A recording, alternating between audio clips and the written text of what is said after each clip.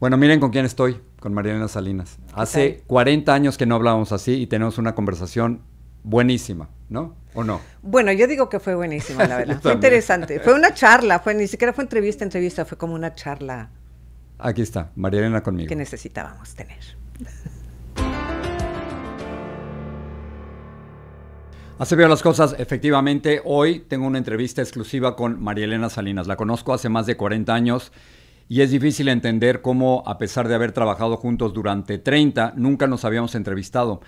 No se acostumbraba que un periodista entrevistara a otro, pero sobre todo, como estábamos trabajando juntos por tanto tiempo, no había la necesidad de explicarnos o explicarle a la gente qué es lo que hacíamos. Y en esta conversación con Marielena, ella me cuenta por qué deja la televisión, cómo ve el periodismo ahora, cómo es su proceso para hacer entrevistas. Eso me pareció muy interesante porque aunque yo lo había visto, nunca me lo había explicado, y sobre todo cuáles son sus planes. Así que una entrevista exclusiva con Marielena Salinas dentro de unos minutos. Y también vamos a hablar sobre por qué Estados Unidos ha cancelado 13 rutas aéreas entre México y los Estados Unidos, o de Estados Unidos a México. Funciona de las dos maneras. Así que si tú tienes planes de ir a México o tienes familiares en México que quieren venir hacia los Estados Unidos, pueden ser afectados. Te voy a decir cuáles son las rutas que han salido perjudicadas. Pero comenzamos con las brutales imágenes, no hay otra manera de describirlos, del huracán Melissa sobre Jamaica. Entró como una tormenta categoría 5 y destruyó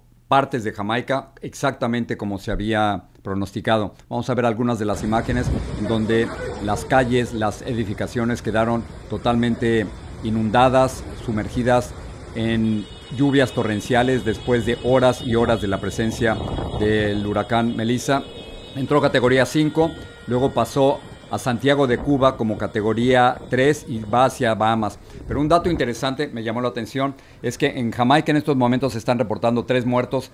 Esta cifra no le hagan caso porque es una cifra preliminar. Seguramente el número de muertos y heridos desafortunadamente se va a multiplicar. Pero en Haití, que queda por supuesto en la ruta, aunque no estaba en el centro del paso del huracán Melissa, se han reportado 25 personas muertas por inundaciones. Así que estas son algunas de las peores imágenes que hemos visto en Jamaica. Estamos hablando de que se van a necesitar miles de millones de dólares para que Jamaica pueda recuperarse. Acuérdense que es una isla que depende fundamentalmente del turismo, pero en estos momentos, más que hablar en una reconstrucción o una recuperación, están en labores de rescate. Hay que tratar de encontrar a todas las personas que quedaron desaparecidas. E insisto, el número de muertos preliminar de 3, sin la menor duda, ese va a aumentar. Tengo algunas imágenes de Santiago de Cuba, pero antes de eso, quiero presentarles las declaraciones del ministro de Energía,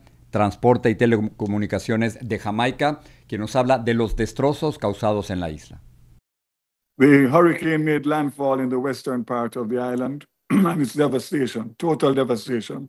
We are now in day 1 of the recovery, and the work starts with the government and, of course, all our partners worldwide. As you said, we have about 700,000 people connected to the electricity grid, and near 500 are out. Me quedo con las declaraciones del ministro de Energía. La frase que él utiliza para describir lo que ha ocurrido en Jamaica es total devastación. Y cuando un ministro habla así, y cuando está encargado de las labores de rescate y recuperación, nos damos cuenta que ciertamente hay graves problemas en estos momentos. Todavía en Haití, por supuesto que quedaba a un lado, pero particularmente en Jamaica, por donde pasó el huracán. El huracán Melissa pasó a las 3 de la madrugada en Santiago de Cuba, y la incomunicación de sus pobladores es patente. Estas son algunas de las primeras imágenes de la llegada de Melissa a Cuba, Santiago de Cuba, alrededor de las 3 de la mañana, no categoría 5, sino categoría 3. ¿Por dónde va? Va. A mí lo que me preocupa es la turbina. No se puede quitar. Sí, claro. Mira, allá en la casa podemos poner una madera así para que no quede entrando agua para ver. Esos son ríos, calles convertidas en ríos. Y las siguientes fotos que les vamos a mostrar son también de Santiago de Cuba, en donde se muestran destrozos. Pero particularmente una de nuestras productoras se puso en contacto con sus familiares y dicen que no han recibido ningún tipo de información por parte del gobierno, quizás porque las telecomunicaciones han quedado rotas por un tiempo, otra porque no se da la información completa en una dictadura como la cubana, ni siquiera en momentos de desastre como este. Así que este es el reporte de lo que ha ocurrido con el huracán Melissa, uno de los más potentes que recordamos, y sin duda esta parte del Caribe va a tardar meses o años en poderse recuperar. Vamos a hablar de una campaña de desinformación aquí en los Estados Unidos, pero el diario The Washington Post está acusando al propio gobierno, al Departamento de Seguridad Interna o Seguridad Interior, de una campaña de desinformación en la que estaban presentando como válidas fotografías e imágenes de operaciones que no ocurrieron en ese lugar. Por ejemplo, aquí el Departamento de Seguridad Interna quería enfatizar sus éxitos o aparentes éxitos o supuestos éxitos en Washington, en D.C. y en Chicago. Muy bien. Pero de acuerdo con el diario de Washington Post, muchas de las imágenes que ellos presentaban como verdaderas no eran de Washington ni eran de Chicago, sino eran de otros lugares, Los Ángeles, de la Florida y Massachusetts. No solo eso, sino que las fechas no coincidían, los lugares no coincidían y el tipo de operaciones tampoco coincidían. Así que si decimos que en una guerra, y el gobierno del presidente Trump ha presentado como una guerra su lucha contra el narcotráfico, lo primero que se pierde en una guerra es la verdad. Aquí el Washington Post está acusando al Departamento de Seguridad Interna de no decirnos la verdad, de presentar como verdaderas imágenes que no son de ese lugar. Es una verdadera campaña de desinformación, de acuerdo con el periódico, que está acusando al presidente y a este departamento de no decirnos la verdad y tratar de presentar como éxito operaciones que ocurrieron en otro lugar y de otra manera. Muy bien, estamos en el cierre del gobierno. Ayer uno de ustedes me enviaba uno de sus comentarios preguntándome qué es eso del cierre del gobierno. Tienes toda la razón. No se trata de que llegan con candados y cierran las oficinas del gobierno o las oficinas postales o donde dan los pasaportes. No se trata de poner un candado. De lo que se trata es que durante un año, gracias al Congreso de los Estados Unidos, se aprueba un presupuesto, igual que en tu casa, igual que en la mía. Hay un presupuesto de X dólares al mes, de X dólares al año, y eso es todo. Cuando hablamos de un cierre del gobierno, de lo que estamos hablando es que no hay un nuevo presupuesto, y como no hay un nuevo presupuesto, no hay dinero. Es decir, el gobierno se queda sin dinero, no encadena los edificios. Lo que quiere decir es que se queda absolutamente sin dinero. Lo peor de todo es que dependemos de políticos demócratas y republicanos para ponerse de acuerdo en ese nuevo presupuesto, y no se ponen de acuerdo. Estamos en el día 29 y el líder de la mayoría en la Cámara de Representantes, el republicano Mike Johnson, dice que por el momento no hay salida, pero lo peor, se van a dar cuenta, está acusando a los demócratas, los está culpando del cierre del gobierno. Pero si yo les presento a un político o a políticos demócratas, van a decir que la culpa es de los republicanos. Aquí, Mike Johnson. It's day 29 of the Democrat shutdown, and things are getting really tough for the American people. The Democrats are coming near now to a cliff that they will not be able to turn back from. More air traffic controllers and TSA agents and park rangers are about to go without a paycheck. You've got families and children that rely upon SNAP benefits that are going to go hungry here at the end of the week. The Democrats own every one of these consequences. A ver, aquí está acusando a los demócratas, y de nuevo, si le pregunto a los demócratas, van a acusar a Mike Johnson y a los republicanos de no ponerse de acuerdo. No se ponen de acuerdo sobre subsidios a los seguros médicos, y los demócratas argumentan que si no se autoriza otro presupuesto, que millones de personas se quedan sin seguro médico en los Estados Unidos. Muy bien. El caso es que estamos en el día 29, y cuando llegue el día 31, que es el viernes, es el día de Halloween, más que un día de susto, y no es de broma, hay miles, millones de empleados del gobierno de los Estados Unidos que no van a recibir un cheque. No reciben un cheque. Quizás están obligados a trabajar porque son empleados esenciales o trabajadores esenciales, pero no van a recibir un cheque. Y entonces esta crisis está llegando a momentos inusitados, y los efectos son enormes. El último reporte que estábamos viendo es que en pérdidas económicas el país está perdiendo entre 7,000 y 14,000 millones de dólares por este cierre del gobierno. Dinero que podría haber entrado a las arcas del gobierno de los Estados Unidos, pero que no se está utilizando. Ya que estamos hablando de noticias económicas, Jerome Powell, quizás no reconocen el nombre, pero él es el presidente de la Reserva Federal. La Reserva Federal es en realidad el Banco Central de los Estados Unidos, es un banco tote, es el banco del gobierno de los Estados Unidos, ahí entra y sale todo el dinero. Muy bien, el presidente de la Reserva Federal o del Banco Central, Jerome Powell, acaba de anunciar una reducción en los intereses. Y tú me vas a preguntar, ¿y a mí qué me importa la reducción de los intereses? Bueno, importa de esta manera. El Banco Central está reduciendo en 0.25% los intereses que presta este banco, es decir, el gobierno de los Estados Unidos, a otros bancos. Y luego esos bancos, a su vez, son los que te prestan a ti y a mí. Entonces, si el gobierno central, el Banco Central, reduce los intereses a los bancos supuestamente van a pasar esta reducción a ti, y la próxima vez que vayas a pedir un préstamo bancario o que vayas a pedir un préstamo para comprar una casa o un apartamento o un auto, los bancos van a reducir los intereses con los que te lo hubieran prestado ayer o antier. Así que por eso nos afecta todo esto. La Reserva Federal, el Banco Central, el presidente de la Reserva Federal está interesado, decía, ya no tanto en un problema de la inflación que está aproximadamente a 3% anual, es decir, si compraste algo en 100 al principio de año, luego te va a costar $103. Pero dice que su principal preocupación, y quizás tú te puedes identificar con esto, tiene que ver no con la inflación, sino tiene que ver con el trabajo, que cada vez hay menos trabajos, que hay gente que está siendo despedida y que conseguir trabajo es sumamente difícil aquí en los Estados Unidos. Así que la principal preocupación económica del presidente del Banco Central, que es un tipo que sabe un montón de economía, es trabajos más que inflación. Voy a saltar a la frontera con México porque si tú estás pensando en ir a México para Navidades o en los próximos días o para Thanksgiving, o tienes familiares que van a venir desde México hacia los Estados Unidos, ten cuidado dónde estás haciendo tus reservaciones, porque Estados Unidos acaba de cancelar rutas aéreas entre México y los Estados Unidos. Canceló 13 rutas aéreas del AIFA, que es el Aeropuerto Internacional Felipe Ángeles, a los Estados Unidos. Ahorita te cuento del AIFA. Afecta rutas de Aeroméxico desde el AIFA, que no es el Aeropuerto Internacional de la Ciudad de México, es el otro, el que construyó López Obrador, a Houston y McAllen. También afecta 11 rutas futuras de Aeroméxico, Volaris y Viva Aerobús hacia los Estados Unidos. Y las razones, bueno, Estados Unidos dice que México le ha impuesto rutas anticompetitivas a aerolíneas de los Estados Unidos. ¿Y a qué se refiere?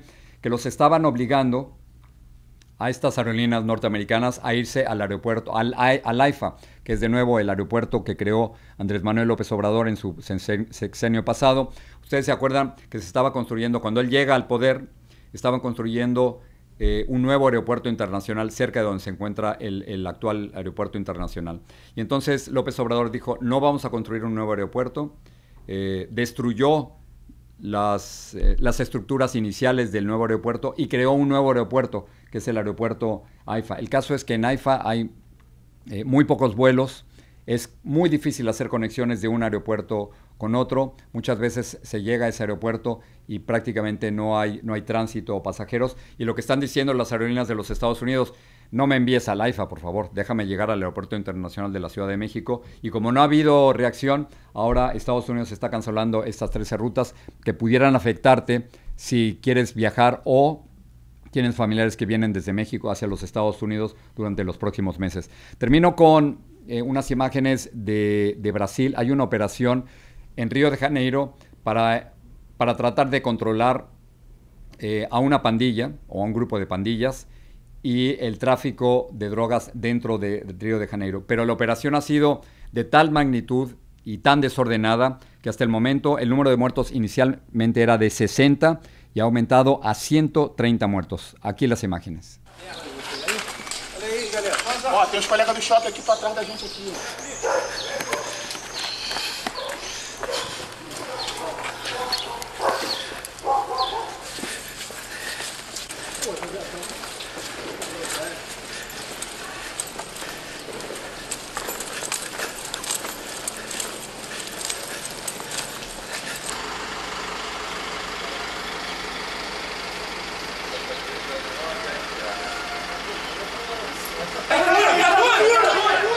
Viatura! estupidez! Aquí las imágenes de los operativos en contra de las pandillas en Río de Janeiro. Esto agarra al presidente Lula da Silva, que venía de regreso de una reunión con Donald Trump en Asia, y 130 muertos por este tipo de operaciones que que están totalmente fuera de control. Si estás viendo el béisbol, hoy es el quinto juego. Los Ángeles y Toronto están empatados a 2. Son juegos maravillosos, de una atención extraordinaria, así que hay que estar muy pendientes de eso. Y hay que estar pendientes ahora mismo de la entrevista que tengo con Marielena Salinas. Conozco a Marielena hace más de 30 años. Hicimos el noticiero Univisión juntos durante 30 años, y luego en el 2017 Marielena decide dejarlo, y nunca la había entrevistado. Habíamos estado en contacto, ella me había entrevistado para su podcast, pero nunca la había entrevistado. Me imaginaba algunas de sus respuestas, pero es muy distinto cuando uno se sienta con calma por media hora para ponerse a hablar de tu vida, de lo que compartimos, y luego de cómo ve el periodismo y cuáles son algunas de las principales lecciones que ella aprendió como periodista. Así que mi entrevista con Marielena Salinas, ahora mismo. Así veo las cosas. Hoy vamos a hacer algo que no he hecho en casi 40 años o más, una conversación con mi amiga, con la periodista, con mi compañera Marielena Salinas. Marielena, qué bueno que estás aquí. Encantada, Jorge. Es que de verdad que no lo hemos hecho. Así no. No, ¿verdad? Nunca hemos conversado de esta manera. Hace poco tú me invitaste a tu podcast, que fue maravilloso, y es cierto que hemos tenido estas conversaciones durante horas, meses, años, pero nunca que salieran publicadas o que se difundieran, ¿no? Exactamente. Tengo algo para ti, para que aguantes durante la entrevista. Gracias.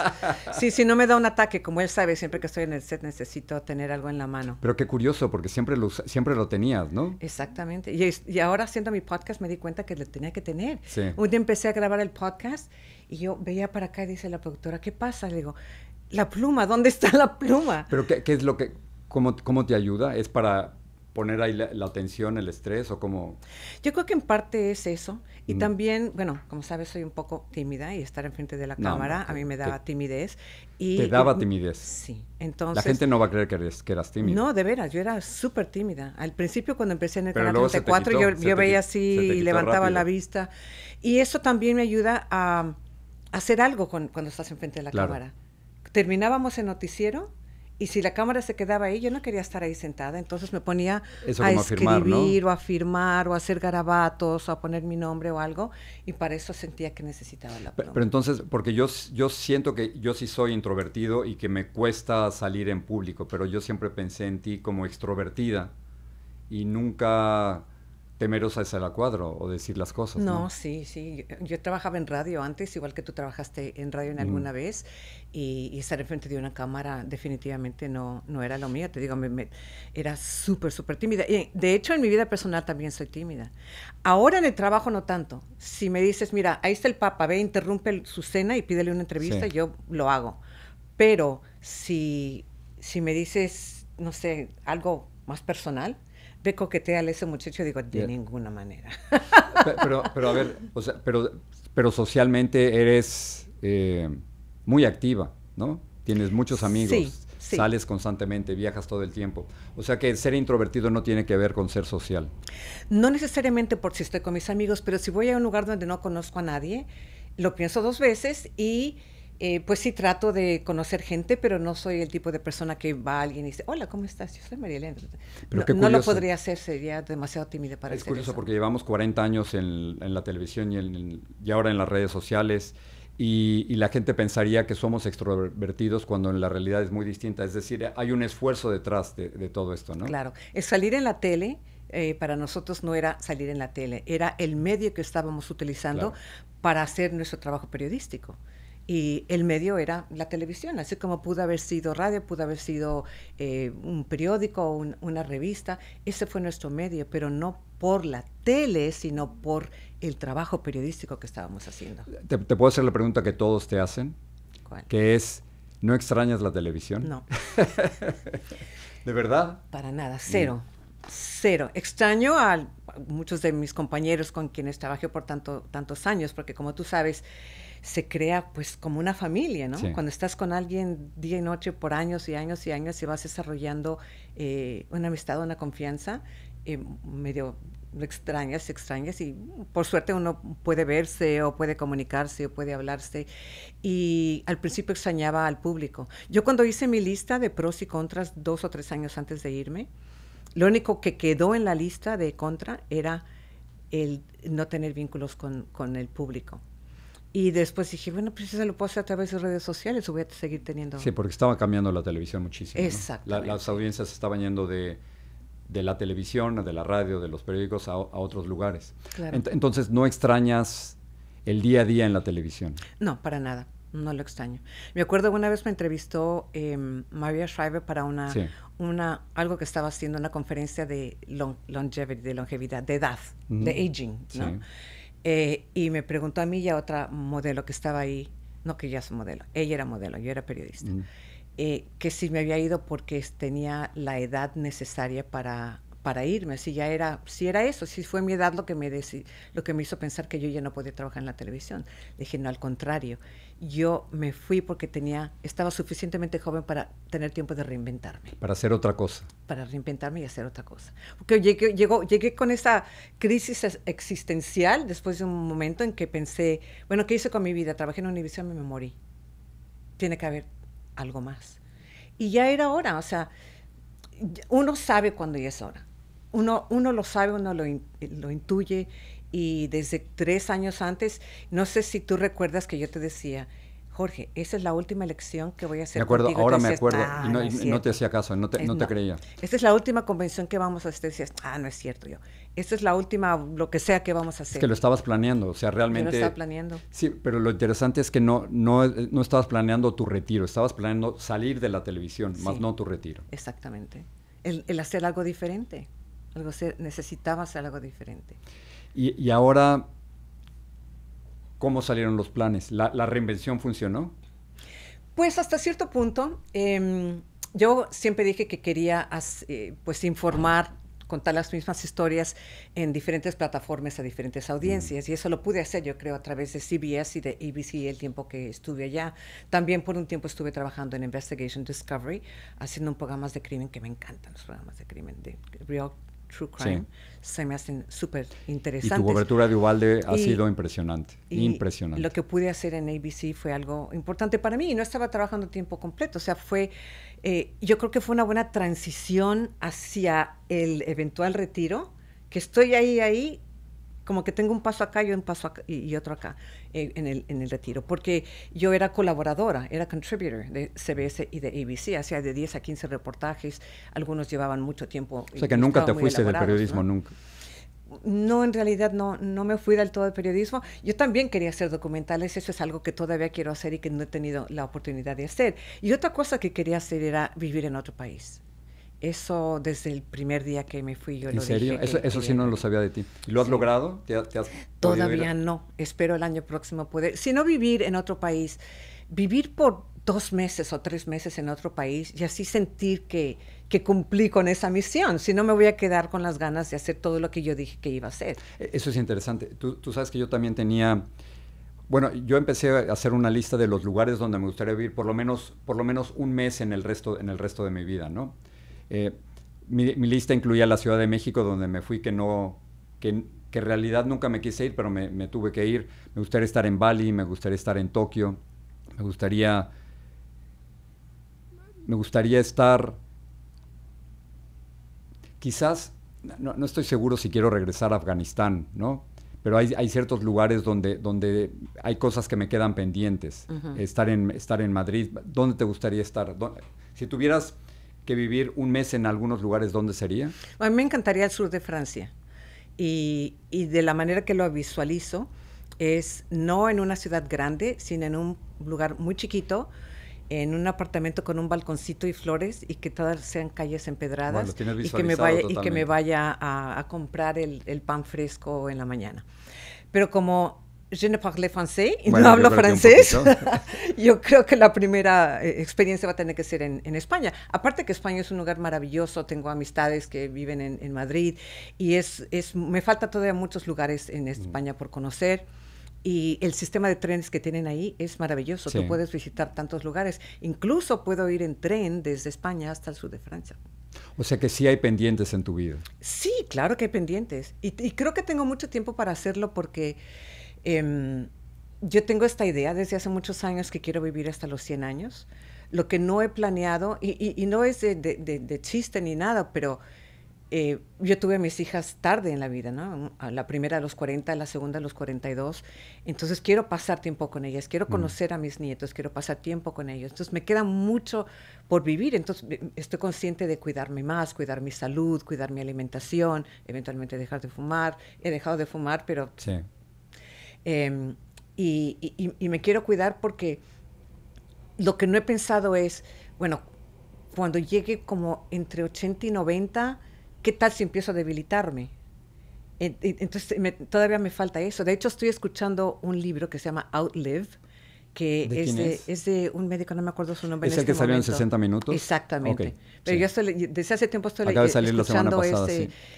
para ver qué puedo hacer para cuidarme yo y vivir más años, no para ir a hacerme algún tratamiento de esos raros que te inyectan cosas y eso para que vivas más años, sino qué puedo hacer yo para cuidarme y vivir más años y experimentar todo lo que todavía no he experimentado en la vida. Creo que el doctor decía que había que entrenarse casi como atleta olímpico, Sí. ¿no? Comer el doble de proteínas de lo que estamos comiendo, pero que había un declive a partir de los 75 a los 85. Sí, eso me asusta.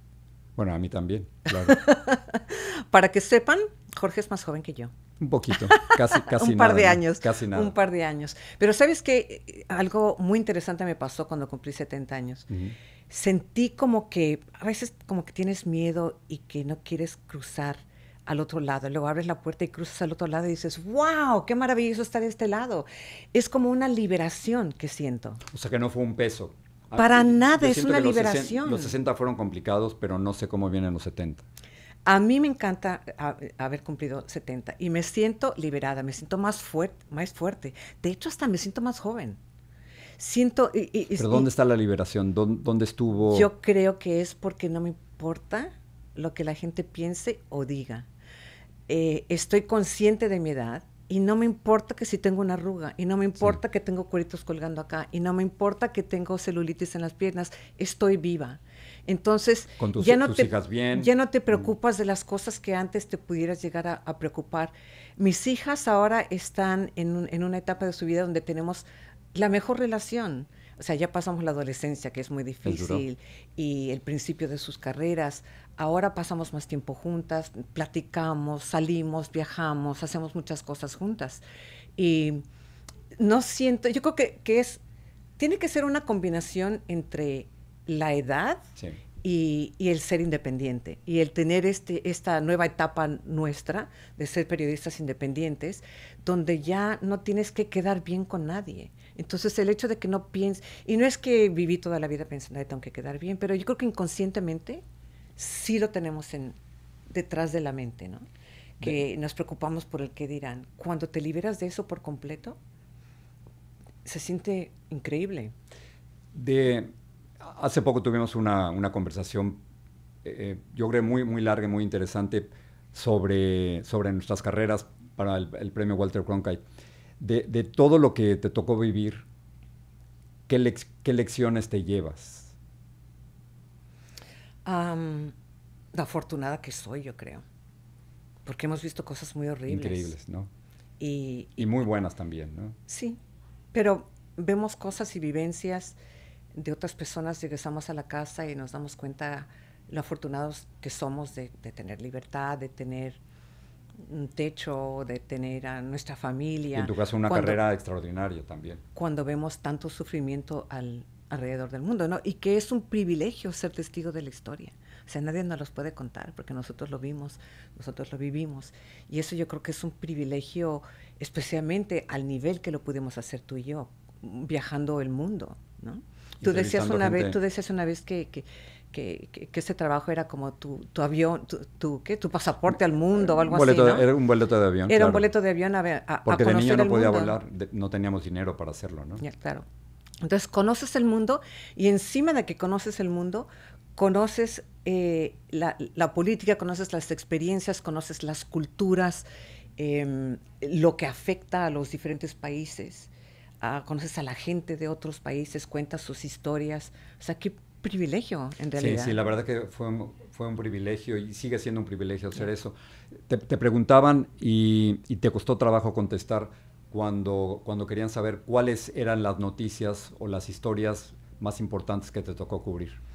Sí, es difícil porque en 30 y pico de años, o sea, son muchas las historias que nos ha tocado cubrir.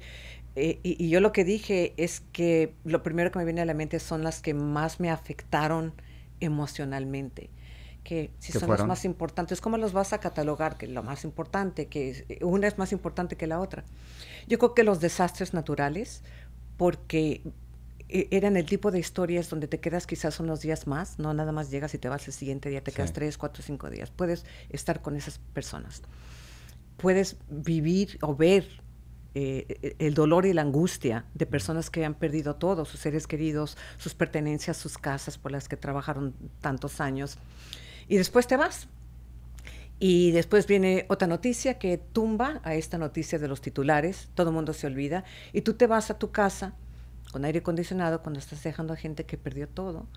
Y, o sea, que ese contraste. Claro, yo llegaba y abrazaba a mis hijas porque acababa de ver a personas que perdieron a sus hijos en El Salvador, en Honduras, en Haití, en tantos lugares.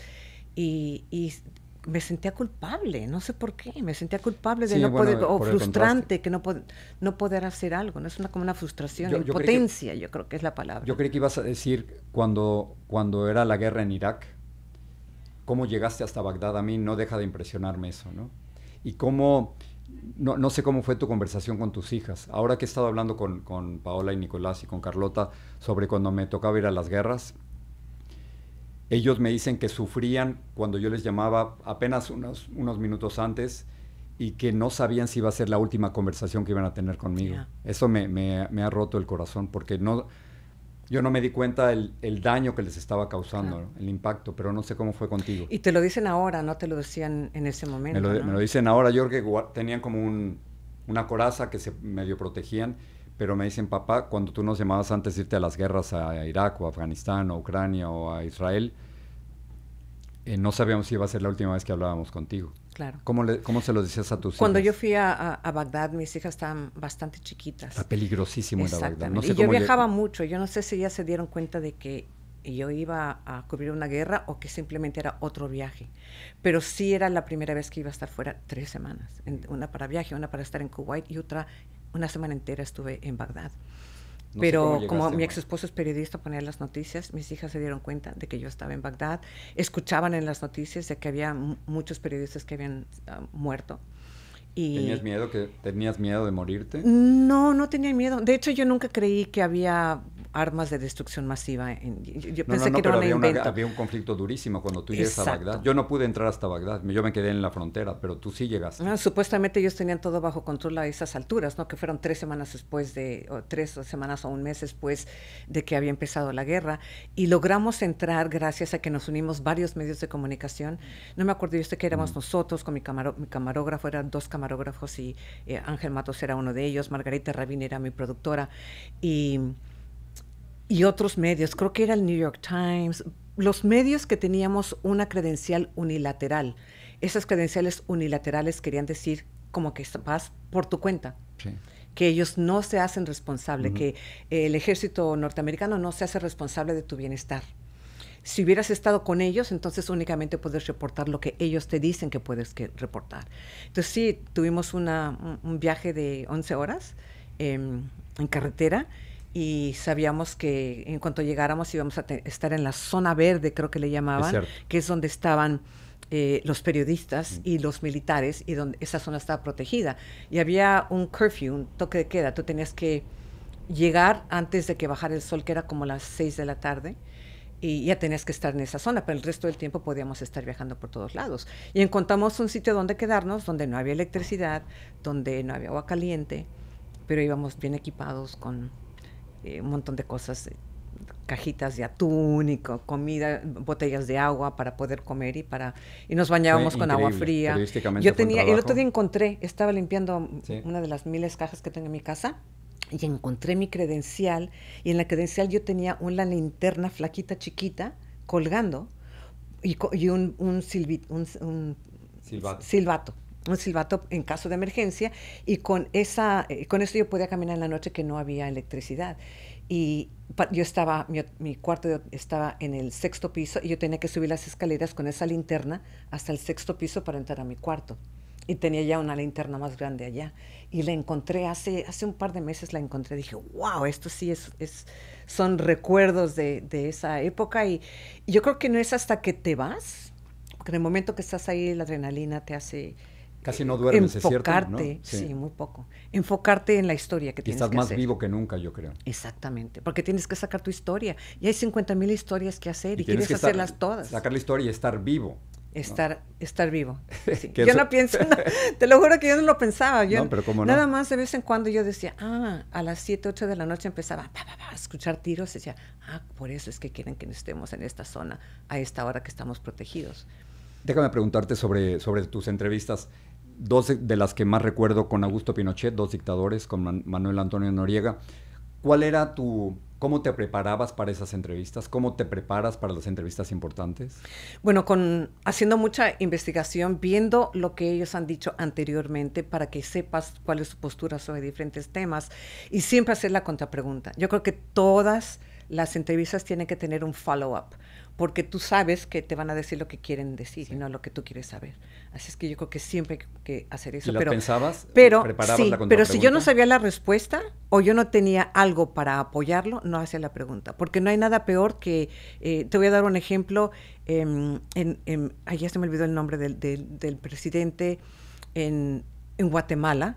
No Efraín Ríos Montt, sino el que iba saliendo. Que me acuerdo que le pregunté sobre la impunidad en el país. Sí. Se me olvidó el nombre. Bueno, luego me acuerdo. Y él dice, a mí me acusan de impunidad. Le digo, sí, de todos esa gente que mató a tantos en Guatemala y hay impunidad. Y dice, ¿y quién me acusa de impunidad? Y dije, la Universidad de Harvard, el Congreso de los Estados Unidos, todos. Yo tenía en mi oficina un altero así de papeles de investigación que yo había hecho y yo sabía todas las organizaciones que lo habían acusado de impunidad por la guerra. Entonces, yo no voy a hacer una pregunta así si no sé la respuesta. O sea, mucha tarea. Mucha tarea. Tus preguntas... Y otra cosa, no dejarte intimidar. Tú nunca te vas a dejar intimidar por alguien. Pero y da yo miedo, no dejaba. Da miedo pero y se pone uno nervioso y hay ansiedad. Siempre, para mí me daba nervios siempre que salía enfrente de una cámara. Siempre me daba nervio y me daba miedo. Pero yo pensaba, esta persona es una persona poderosa y representa a su país, pero yo también estoy representando a la gente que me está viendo y a mi empresa. Entonces tienes que sentirte como igual, con el respeto que se le merece a su puesto, pero también tiene que tener el respeto que mereces tú en tu puesto. Así es que en ese momento yo no los veía como superiores, yo los veía como igual. Tú estás haciendo tu trabajo y yo estoy haciendo mi trabajo. O sea que no dejarse intimidar, es decir, primero hacer tu tarea, ¿no? Saber de la otra persona tanto más, hacer contrapreguntas y no dejarse intimidar. Exacto. Ese es el método Salinas. ¿Te funcionó? Me funcionó por un tiempo, sí, yo creo que sí. Y ahora que te echas para atrás y que ves el trabajo de otros periodistas, ¿cómo estamos los periodistas? ¿Cómo se está haciendo periodismo aquí en Estados Unidos? ¿Qué ves? ¿Qué te preocupa? A mí me preocupa mucho la desinformación que hay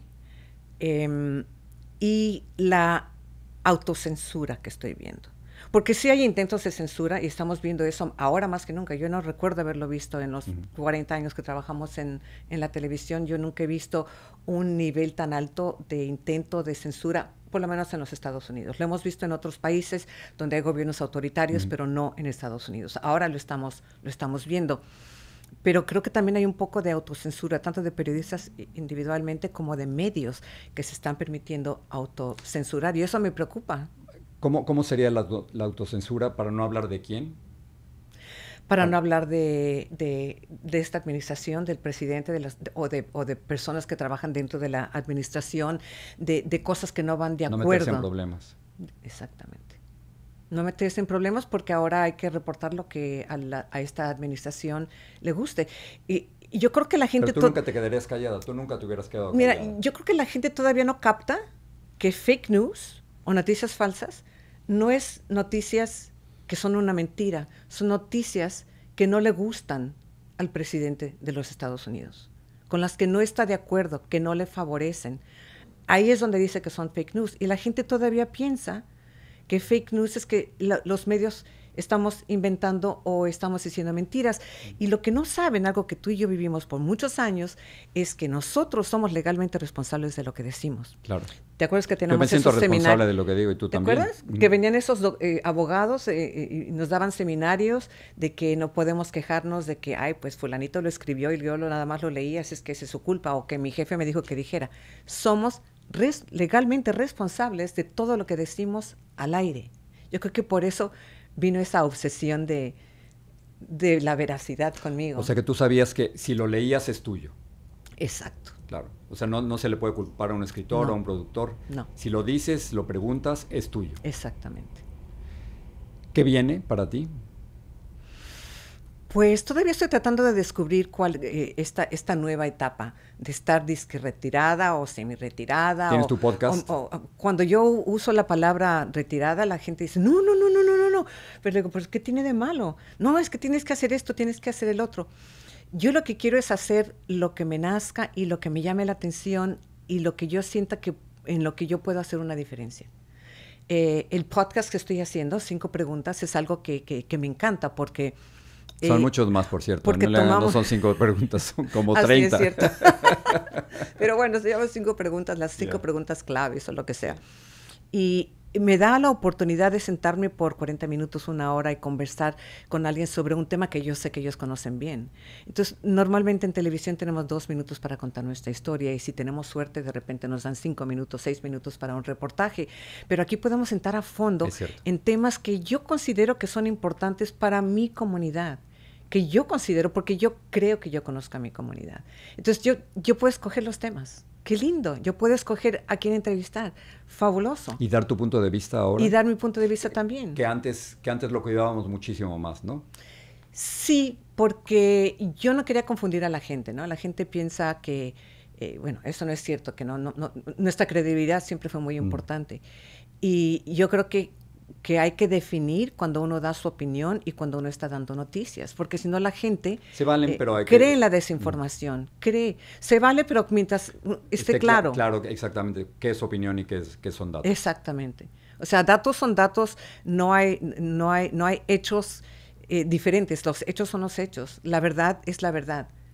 No hay, bueno, a veces puede haber 2 verdades porque son 2 puntos de vista diferentes, pero en realidad de esos 2 puntos diferentes, únicamente uno es verdad. Me encanta conversar contigo y además me pasa algo que después de 30 años al aire, te veo y ya sé cuándo vas a hacer la pausa, si esperas que yo hable, si esperas que yo intervenga, fue una comunicación y una época, yo creo que maravillosa, ¿no? Sí, tienes toda la razón. ¿Sabes qué me acuerdo siempre? Sí. El día que murió Colosio. Estábamos en el set. Sí. Acabábamos de llegar un poco tiempo antes de Los Ángeles a Miami. De hecho, teníamos un set como temporal en la sala de redacción. Estábamos reportando en vivo los dos y que le habían disparado a Colosio. Pero cuando se anunció, que tú lo anunciaste, que Colosio había muerto, tú volteaste y me viste como diciéndome... Tú sabías que había que hacer. Y como diciéndome, habla tú porque los ojos estaban llorosos, tus ojos estaban llorosos. Sí. Después te pregunté y tú dijiste, es que me duele, es mi país. Claro. Me dolió esa noticia. Sí. Entonces yo nada más te vi, no dije nada, sí, Jorge, y seguimos reportando. Pero yo cuando tú me volteaste a ver con tus ojos llenos de lágrimas, sin que te salieran las lágrimas por fortuna, vi que sentí tu dolor y ya era nada más cuestión de que ahora yo tengo que tomar la responsabilidad de reportar de esto hasta que tú me des algún indicio o con una mirada o con una patadita de que ya estás listo para hablar. Y luego había, dentro de todo, creo que había muchísimo respeto, ¿no? De lo que tú estabas haciendo y de lo que yo y mucha gente no sabe que teníamos 2 reglas, no sé si te acuerdas. No interrumpirnos. Ahí está. Era eso. Te acabo de interrumpir, rompí la regla. No, pero me encanta que lo hayas dicho porque es no interrumpirnos y no nos corregíamos al aire. Nos equivocábamos un montón de veces, pero nunca nos corregíamos al aire, ¿no? Que era una forma de respetar lo que el otro estaba haciendo. Exacto. De repente después decíamos eso que dijiste, no, pero no, al aire no. Y eso es una forma de respetar al público, de respetar el uno al otro. Yo creo que eso era importante. Y también turnarnos, ¿no? Y si teníamos que hacer una entrevista y estábamos los dos, pues una pregunta y una pregunta. O si había un viaje, tú ibas en un viaje, luego yo iba al otro viaje. Y eso fue, yo creo que nos funcionó por décadas. Y luego ya con esto termino. Yo sé que te estoy robando mucho más tiempo del que podías, pero yo creo que entendimos que estamos hablando no solo por nosotros, pero también por otros inmigrantes y por una comunidad latina que no tenía voz, ¿no? Y yo creo que en ese sentido nuestro trabajo iba mucho más allá de solo dar las noticias. Sabes que lo que acabas de decir es una de las cosas más importantes que hemos hecho en nuestra carrera. Porque nosotros empezamos cuando la televisión hispana era pequeña, estaban creciendo, nosotros estábamos creciendo como periodistas, los medios en español estaban creciendo y la comunidad era mucho más pequeña y crecimos de la mano juntos. Pero estábamos muy, muy conscientes del público. Acuérdate de todas las reuniones editoriales, era quién nos está viendo, qué les interesa, esta es la noticia, esta es importante, hay que contar esta historia. ¿Qué pasaba en Los Ángeles, Miami, Nueva York? En mente a nuestro público y no a nosotros. O sea, nosotros nunca fuimos la estrella de la noticia, la noticia era la estrella. Y nos preocupábamos, o sea, realmente nos preocupábamos porque la gente supiera lo que nosotros sentíamos que necesitaban saber. No nada más la noticia del día y lo que pasó en tu ciudad, tu estado, tu país, sino cosas que pudieran llegar a afectarlos. Y era un interés genuino que era el... A ver si estoy loca o no. Era más el amor por nuestro público que por el periodismo. No sé si estoy exagerando. Sí, porque era no solo dar las noticias, pero era también ayudar, ¿no? Es un servicio público, ¿no? Y era desde cómo ayudarles a votar, mejor educación, mejor salud. No era solo dar las noticias. Exacto. Y además en un momento en que la televisión era el medio dominante de información, ¿no? Yeah. Ahora ha empezado a cambiar y son ya las redes sociales, pero era un momento importantísimo. Importantísimo y donde no había todas esas alternativas.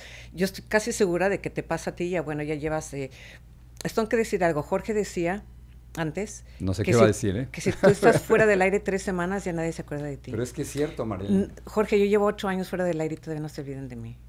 Y tú llevas 8 meses fuera del aire y no se olvidan de ti. No, pero estás presente en otros lados, ¿no? Pero, a ver. Bueno, déjame decirte por qué decía eso. Bueno, ya se me olvidó ahora. No. Yo creo que el impacto que nosotros llegamos a tener, o sea, en esa época en que nosotros estábamos en el noticiero, especialmente las primeras décadas, las familias latinas se sentaban a ver la televisión en español en la cena y veían Univisión, el noticiero Univisión. Y los niños no tenían un podcast, no tenían un Nintendo, no tenían un juego. Ahí la familia completa se sentaba a ver. Entonces, hay muchos jóvenes, muy jóvenes, que te ven a ti y dicen, yo crecí contigo. No sé si te ha pasado que vienen y dicen, me recuerdas a mi abuela, a mi abuelo, a mis papás, me recuerdas a mi niñez. Entonces, esa es una huella muy fuerte. Sí, o sea, qué afortunados somos de haber podido dejar esa huella donde jovencitos, no nada más sus abuelos y sus padres, sino que ellos mismos recuerdan, nos ven como parte de su niñez, como esa época en que se sentaban a cenar con sus padres y sus abuelos a ver las noticias en español. O que les prendían la televisión a la hora de la cena. A mí me daba risa y me sigue dando risa cuando la gente llegaba y nos decía, los veo a ti y a María Elena, ¿no? Y luego llegaban, mi mamá o mi papá ve a ti y a María Elena, y luego es mi abuelita. Exactamente. Ahora, cuando alguien viene diciendo, y lo veo que son como cincuentón y dice, yo te veía cuando era niña, digo, no, tampoco, no es para tanto. Nada, me encanta hacer esto. Y hay que hablar más. Gracias, Llamitos. Un Gracias placer. por estar aquí. Estoy feliz por ti, la verdad. Y yo te por veo ti. ahí todos los días trabajando y trabajando. Trabajas muchísimo más que yo. Y bueno, estamos en otra etapa porque yo más bien estoy tratando de trabajar menos. Creo que trabajo más que nunca, pero lo disfrutas. Sí, y además creo que los dos hemos entendido que hay momentos en que uno no se puede quedar callado. Yeah. Y este es uno de esos, ¿no? Yeah. Así que... Te ves muy bien. Igualmente. Y te ves contento, sí. Te ves también liberado, ¿sí o no? Estamos libres. No por la edad, sino por otros motivos. Estamos libres e independientes, y eso dice mucho. Excelente. Qué bueno verte aquí. Felicidades. Gracias, Marielena, por la confianza de venir a hablar aquí conmigo y por el cariño que nos tenemos y el respeto que nos tenemos durante tantos años. Esta es una conversación larguísima que no ha terminado. Te agradezco que me hayas invitado a tu podcast y ahora que hayas venido a hablar aquí en nuestro podcast.